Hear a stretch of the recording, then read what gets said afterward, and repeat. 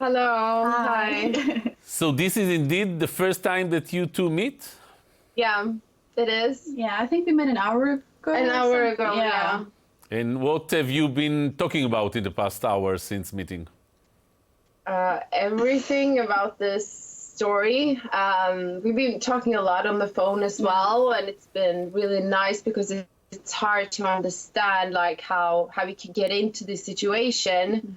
But we're like talking with Vassil, for example, it's really easy because like we understand each other, like how you get into this, because how good it is. It's hard to explain with words how him and the entire team does it. Yeah, and just knowing like her side of it, like the things that he did to me, and then he went to see her, and it's just like everything just makes so much more sense. You get a kind of sense of a relief that like you get to know the truth, and I think that's so important now to the healing process. I feel. You know, first of all, I wanted to apologize and let you know that not all Israeli men are such crooks. Actually, almost none of them are not crooks. Oh, really? They are decent, nice, elegant, and not crooked Israeli men. That's one thing. We met some really good Israeli people too, so we know that he's one of a kind, and that we know. Yeah. That's good to know. And second, my question was, what are the lessons, not you specifically, one should learn from this amazing story, absolutely amazing story? It's not always like, I think that's quite a hard question for us, because we lost a little bit of faith in humanity as well. It's really hard to...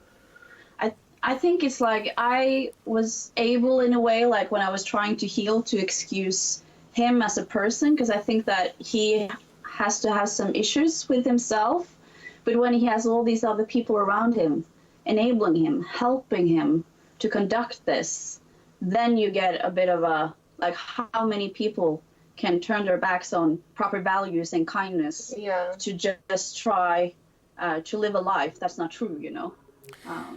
How many times have you been telling yourself, or may I ask, you know, beating yourself by the head? How could I believe this story? How could I follow those private jets and this 5-star hotel and buy all the crap that he's been selling? Well, I think it's not just him. He's got an entire team around him. They got the bodyguard, they got the business partner, they got the assistant, they got the IT expert. You have like all these people around him confirming his identity, and he also, like, they're really good at making false, like, papers, false letters. You have these false emails, and they're really, really well made. I even went into the bank with a bank receipt I got for him, and the bank couldn't even see it was fake. So, like, it's hard for people to understand how really good they have made this, because it's not like Simon has come in and said that he was someone, and then he wasn't that type of person. And both me and Vassil as a person, we not... You mean the show was perfect? It was a 10 out of 10 kind of...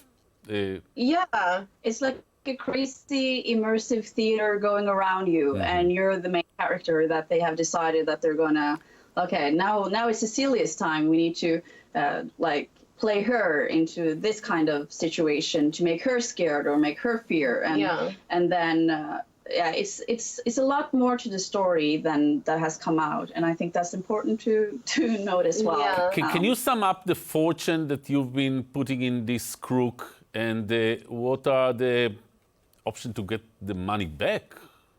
I have around $50,000, and you have the worst. This is so hard to talk about, but yeah, I think I'm way, like, how can you say it? Like, how much? 2.1 million. How much is that around like 220,000 euro. Yeah.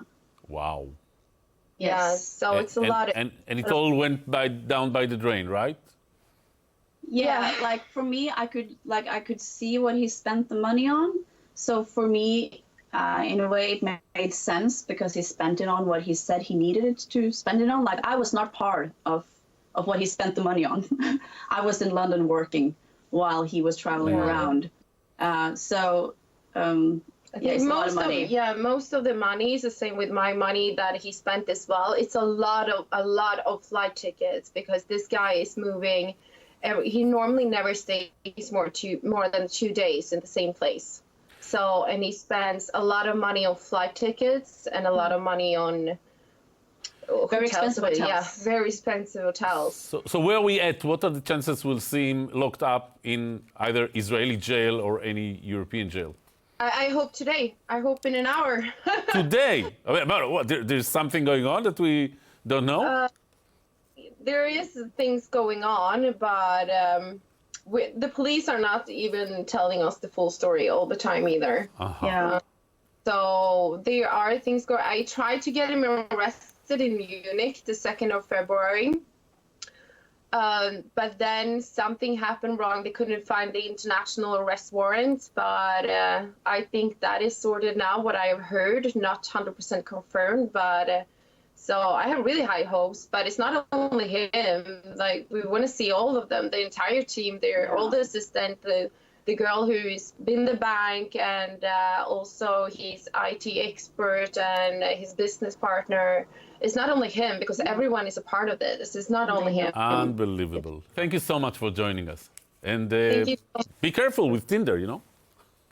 No, honestly, I was on Tinder for 3 weeks, so I'm never going back there again my entire life. So that's just what I got on Tinder after 3 weeks. This is what I got. It was quite an expensive Tinder month experience. on Tinder. Thank you so much. Yeah. Thank you. Thank both. you. Bye. Thank you. Bye.